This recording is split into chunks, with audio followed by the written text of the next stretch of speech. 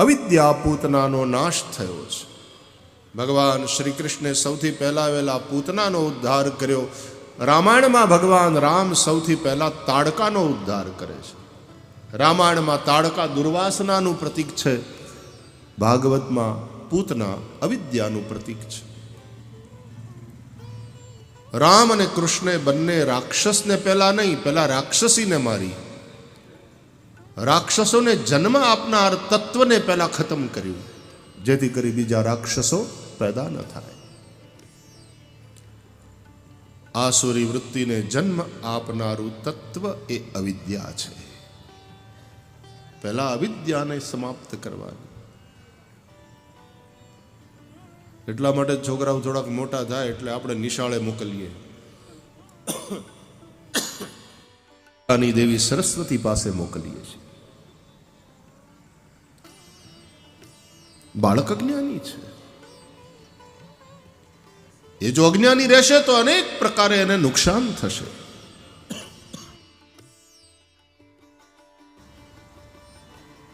વિદ્યાની દેવી સરસ્વતી પાસે જાય,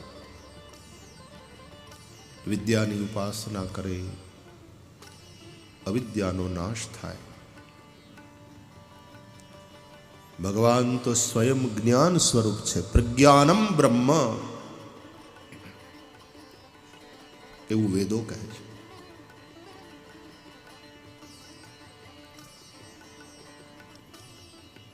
જ્યાં પ્રકાશ હોય ત્યાં અંધકાર રહી ન શકે. જ્યાં જ્ઞાનનો પ્રકાશ છે ત્યાં અવિદ્યા ટકી ન શકે. અવિદ્યા પૂતનાનો નાશ થયો. એ પછી ભગવાને એક એક અસુરોને મારવા, એનો ઉદ્ધાર કરવાની લીલા કરી છે. પેલા અસુરોને જન્મ આપનાર તત્વને સમાપ્ત કર્યા પછી એ અવિદ્યાએ જેટલા અસુરો એટલે કે આસુરી વૃત્તિઓને આપણા જીવનમાં જન્મ આપ્યો છે, એ બધી આસુરી વૃત્તિઓને વન બાય વન સમાપ્ત કરવાનું જરૂરી છે. ભગવાન શ્રી કૃષ્ણની આ લીલાઓને તમે એ રીતે જોશો તો ખ્યાલ આવશે કે સાધકની અંદરના એક એક દુર્ગુણને, એક એક આસુરી વૃત્તિઓને સમાપ્ત કરતા કરતા ધીરે ધીરે ધીરે ધીરે ભગવાન એને યોગ્ય બનાવે છે. ભગવાનની પ્રાપ્તિ માટેની યોગ્યતા ભગવાન ઊભી કરે છે.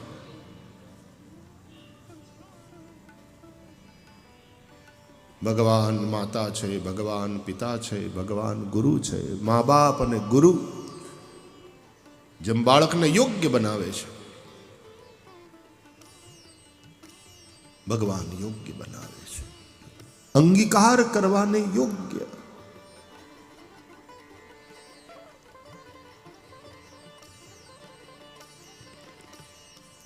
ફળ છે, ખાતા પહેલા એને ધોઈ કાઢવી,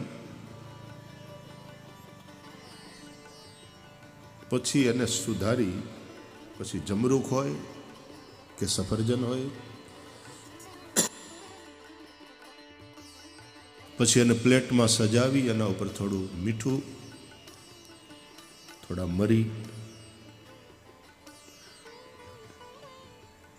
હવે તો જમરૂખની સિઝન, અને જમરૂખના ટુકડા કરી અને કાપીને એમાં તો એનો જે સ્પેશિયલ મસાલો આવે એ લગાડીને પછી જે જમરૂખ ખાવાની મજા. તો એને ધોઈ કાઢવી અને સુધારી, એમાં મસાલો નાખી અને જેમ ખાવાને યોગ્ય બનાવીએ છીએ આપણે, એમ ભગવાન પોતાના ભક્તોને દરેક પ્રકારે યોગ્ય બનાવે. એને ધોઈ એટલે એની ગંદકી સાફ કરી, એની અવિદ્યાને મટાડી, એનામાં જે કંઈ સદગુણોનો મસાલો નાખવાની જરૂર હોય નાખી, અને પછી પ્રભુ પોતાને અંગીકાર કરવા માટે એટલે કે અપનાવવા માટે પોતે જ જીવને યોગ્ય બનાવે. એવી જે ભગવાનની કૃપા છે, એ કૃપાને કે પુષ્ટિ. પુષ્ટિ એટલે કૃપા. શ્રી વલ્લભાચાર્યજીએ પુષ્ટિ માર્ગની સ્થાપના કરી, એ કૃપા માર્ગની સ્થાપના છે. તો ભગવાને અવિદ્યારૂપી પૂતનાનો પહેલા નાશ કર્યો. એ પછીની કથામાં ભગવાને શકટાસુરનો નાશ કર્યો, પછી તૃણાવર્તનો નાશ કર્યો. એના અર્થો શું છે તે આચાર્યોએ સમજાવ્યું. એકવાર શ્રી કૃષ્ણનું ચોથું જન્મ નક્ષત્ર હતું. રોહિણી નક્ષત્રમાં કૃષ્ણનો જન્મ. એ ચોથી વાર આવ્યું. 27 નક્ષત્ર 4 વાર રિપીટ કરો, 27 ને 4 ગુણો, કેટલા થાય? 108. 108 પારાની માળા હોય ને, માળા પૂરી થઈ. કૃષ્ણ 3.5 મહિના ઉપરાંતના થયા. આજે બાલકૃષ્ણે પોતે પોતાની મેળે પડખું ફર્યું, પડખું બદલ્યું. એ માં યશોદાએ જોયું ને એટલા રાજી થયા. નહીં તો બાળકને તમે ચત્તું હુવડાવો તો એમને એમ ચત્તું હાથ પગ હલાવતું હોય, ઊંધું હુવડાવો તો એ ઊંધું જ પડ્યું રહે.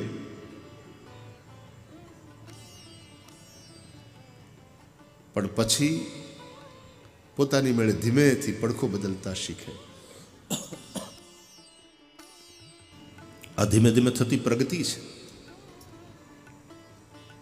માં યશોદાએ જોયું એટલા રાજી થયા કે આજ મારો લાલો પડખું ફરતા શીખ્યો, મારે ઉત્સવ કરવો છે. બ્રાહ્મણોને બોલાવો. 2 જણાને મોકલ્યા, તમે આખા ગામમાં જાઓ, આખા ગામને જમવાનું નોતરું આપો. આજ ગામ ધુમાડા બંધ, કોઈએ પોતાના ઘરે ચૂલા હંધરૂકવાના છે નહીં. આજ બધાએ અહીંયા જમવાનું છે. ઢોલીને બોલાવો, શરણાઈવાળાને બોલાવો, સુતમાગત બંદીજનોને બોલાવો.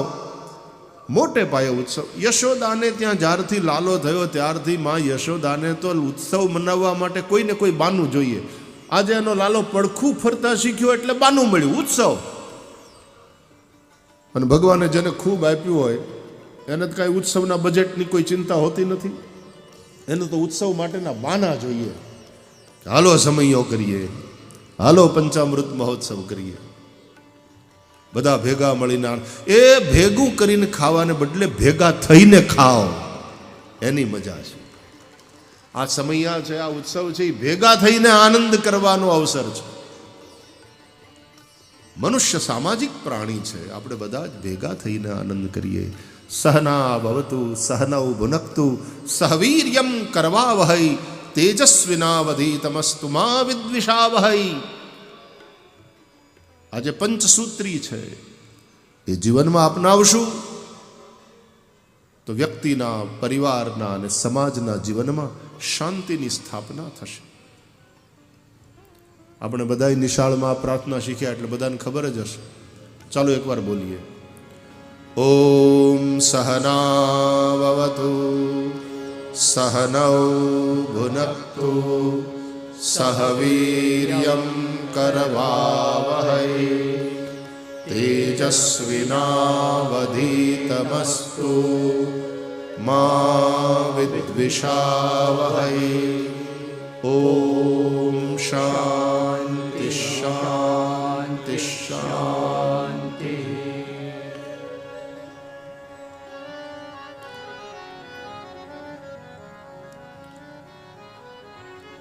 હે પરમાત્મા, અમારી સાથે સાથે રક્ષા કરો. આપની કૃપાથી જે કંઈ પ્રાપ્ત થાય અમે સાથે મળીને ભોગવીએ, એનો આનંદ લઈએ. અમે સાથે મળીને પરાક્રમ કરીએ. સહવીર્યમ કરવાવહૈ એટલે કે હારા કામ કરીએ. આના જેવા ઉત્સવો કરીએ, આવા સમયા કરીએ. 3100 દીકરીઓને પરણાવીએ. આ બધું આ પરાક્રમ છે. સહવીર્યમ કરવાવહૈ તેજસ્વિનાવધીતમસ્તુ. અમારું અધીત, અમારું ભણેલું એ તેજસ્વી થાય. જ્ઞાન તેજસ્વી ક્યારે બને? એ જ્ઞાન પ્રમાણે આપણે જીવવા માંડીએ ત્યારે. નહીં તો આચરણ વગરનું જ્ઞાન ભાર બને છે. જ્ઞાનમ ભાર ક્રિયામ વિના. માટે તેજસ્વિનાવધીતમસ્તુ. અને પછી 5મું સૂત્ર છે મા વિદ્વિષાવહૈ. અમે એકબીજાનો દ્વેષ ન કરીએ. એવું થાય તો ગુસ્સો કરી લેવો વાલા, પણ દ્વેષ ક્યારેય ન કરવો. ક્રોધ હજી હારો, દ્વેષ બહુ ખરાબ. ક્રોધ થોડા સમય પછી શાંત થઈ જાય, પણ દ્વેષ તો અખંડ ધૂણાની જેમ અંદર હળકતો જ રહે. દ્વેષ બહુ ખરાબ છે. દ્વેષ અને પ્રેમ એ બે અઢી અક્ષરના શબ્દ છે, પણ પ્રેમ અમૃત છે, દ્વેષ ઝેર છે. માટે મા વિદ્વિષાવહૈ, અમે એકબીજાનો દ્વેષ ન કરીએ. અને જો આ પાંચ વસ્તુ થઈ તો ઓમ શાંતિ શાંતિ શાંતિ, તો સર્વત્ર શાંતિ પ્રસરશે. આપણે ત્યાં શાંતિ મંત્રો છે. ઓમ દ્યૌ શાંતિરંતરિક્ષગો શાંતિ, પૃથિવી શાંતિરાપઃ શાંતિરોષધયઃ શાંતિ, વનસ્પતયઃ શાંતિર્વિશ્વે દેવાઃ શાંતિર્બ્રહ્મ શાંતિ, સર્વગો શાંતિ શાંતિરેવ શાંતિ, સામા શાંતિરેધિ. દ્યૌ શાંતિ, અંતરિક્ષ શાંતિ, પૃથ્વી શાંતિ, ભૂઃ ભુવઃ સ્વઃ. ભૂર્લોક એટલે કે પૃથ્વી, ભુવરલોક પૃથ્વીના ઉપર જ્યાં સુધી વાતાવરણ છે એ ભુવરલોક એટલે કે અંતરિક્ષ. અને એના ઉપર દ્યુલોક અથવા તો ભૂર્ભુવઃ સ્વઃ, સ્વરલોક, જેને સ્વર્ગ કહે છે. ભૂર્ભુવઃ સ્વઃ. ગાયત્રી મંત્ર પહેલા આપણે આ ત્રણ વ્યાહૃતિ બોલીએ ને. ઓમ ભૂર્ભુવઃ સ્વઃ. ભૂર્લોક એટલે પૃથ્વી, ભુવરલોક અંતરિક્ષ, સ્વરલોક સ્વર્ગ. એ ત્રણેયના દેવતાઓ અલગ અલગ છે. દેવતાઓ ઘણા બધા, પણ કોનું રાજ વધારે ક્યાં, કોનો પ્રભાવ વધારે ક્યાં, તો કે ભૂર્લોક ઉપર અગ્નિદેવનો પ્રભાવ, ભુવરલોકમાં વાયુ દેવતાનો પ્રભાવ અને સ્વરલોકમાં સૂર્ય. સ્વર્ગમાં દેવતાઓ રહે છે. સૂર્ય એ દેવતાઓમાં આદિદેવ છે. આદિદેવ નમસ્તુભ્યમ પ્રસીદ મમ ભાસ્કર, દિવાકર નમસ્તુભ્યમ પ્રભાકર નમોસ્તુતે.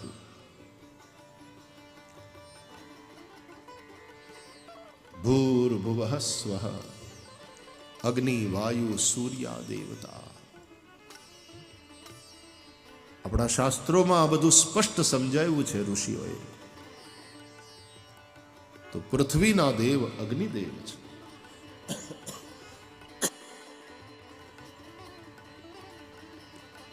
અંતરિક્ષના દેવ વાયુ,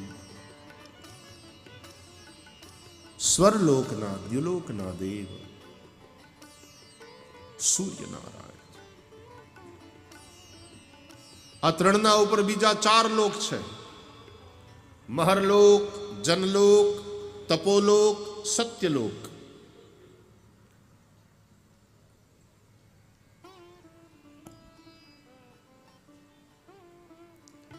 એમ 7 સ્વર્ગ કહેવાય છે.